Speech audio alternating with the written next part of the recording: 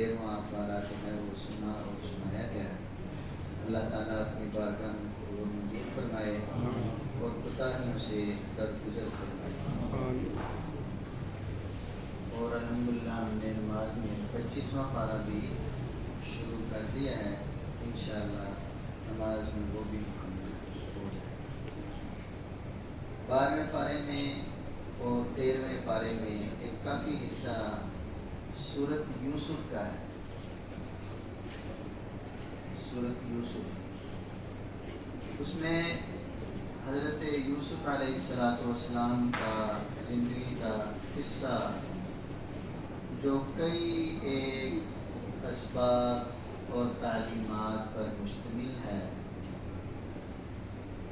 اس کا آغاز، ان کے قصے کا آغاز ایک خواب سے اللہ تعالیٰ نے فرمایا ہے کہ جب حضرت یوسف علیہ السلام کو خواب آئی تو پھر انہوں نے اپنے والد محترم کو خواب سنائی۔ تو سوال یہ ہے کہ کیا خواب کا انسان کی زندگی سے کوئی تعلق ہے یا نہیں ہے، یا سارا ہی تعلق ہے یا سارا ہی نہیں ہے، یا کچھ ہے کچھ نہیں ہے۔ اس حوالے سے کیونکہ خواب کا معاملہ انسان کے اختیار میں نہیں ہوتا، تو کوئی اور اس کے حوالے سے جانتا بھی نہیں ہے کہ اس کو خواب آیا کہ نہیں آیا ہے، تو بڑی بڑی گپیں بھی ہو سکتی ہیں اور سچائیاں بھی ہو سکتی ہیں۔ تو رسول کریم جناب حضرت محمد الرسول اللہ صلی اللہ علیہ وسلم نے فرمایا کہ خواب 3 طرح کے ہوتے ہیں۔ انسان کو جو خواب آتے ہیں وہ 3 طرح کے ہوتے ہیں۔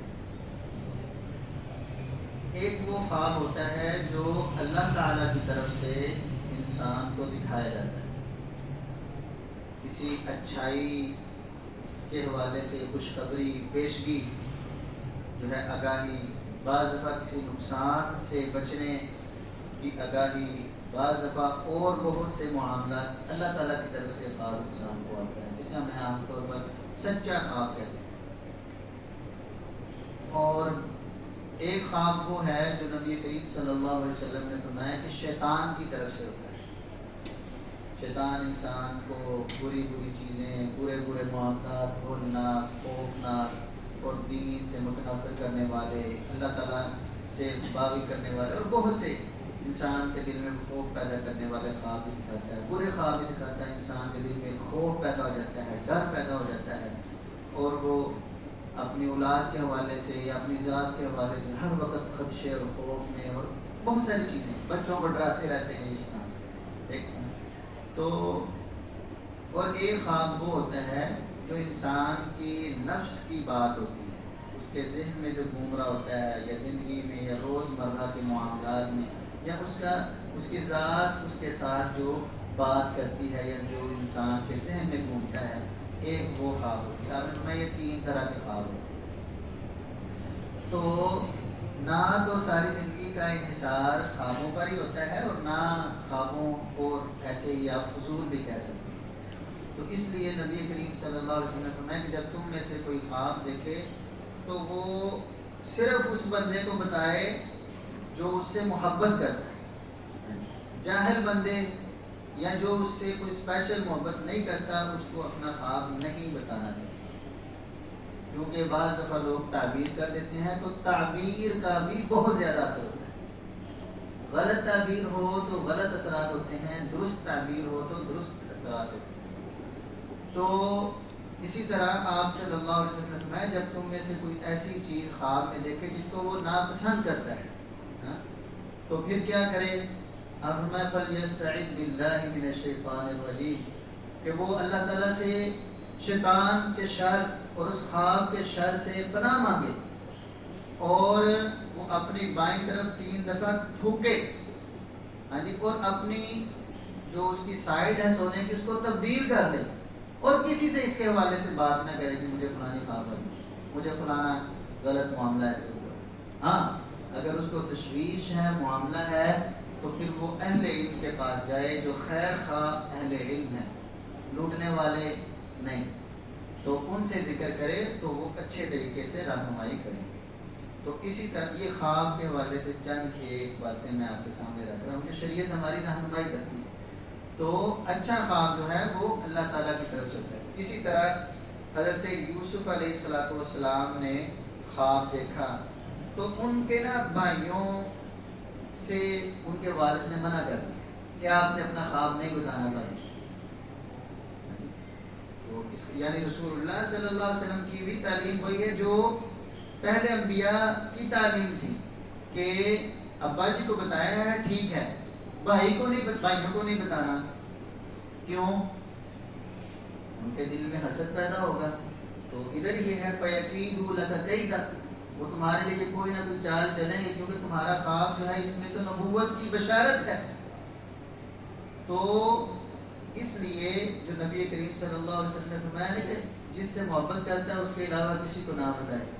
تو انسان کے لیے دوسروں کے دل میں حسد پیدا ہو جاتا ہے. حسد اور بسا اوقات نظر، بری نظر بھی بہت بری چیز ہے اور حسد بھی نہایت بری چیز، اور بری نظر بھی نہایت بری چیز ہے. اب یہ دو چیزوں کے حوالے سے ہم تھوڑی سی بات کرنا چاہتے ہیں، 2-4 منٹ. تو اب حسد کا انجام دیکھیں بھائیوں کے ساتھ کیا ہوا حضرت یوسف علیہ السلام سے. اور اسی لیے نبی کریم صلی اللہ علیہ وسلم نے ہمیں صبح و شام کے جو اذکار سکھائے ہیں اس میں ایک سورۃ فلق ہے، وَمِن شَرِّ حَاسِدٍ إِذَا حَسَدَ. صبح بھی آپ نے 3 دفعہ پڑھنا ہے، شام کو بھی آپ. اتنا حسد کا نقصان ہے.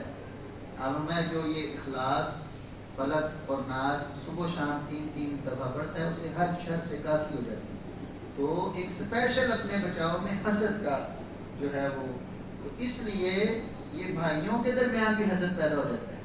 اور جو بری نظر ہے آپ نے فرمایا کہ یہ تو اونٹ جیسے مضبوط طاقتور جانور کو ہنڈی میں ڈال دیتی ہے، ہنڈیا میں، اور انسان مرد کو قبر میں یہ ڈال دیتی ہے نظر. یہ اتنی بری چیز ہے.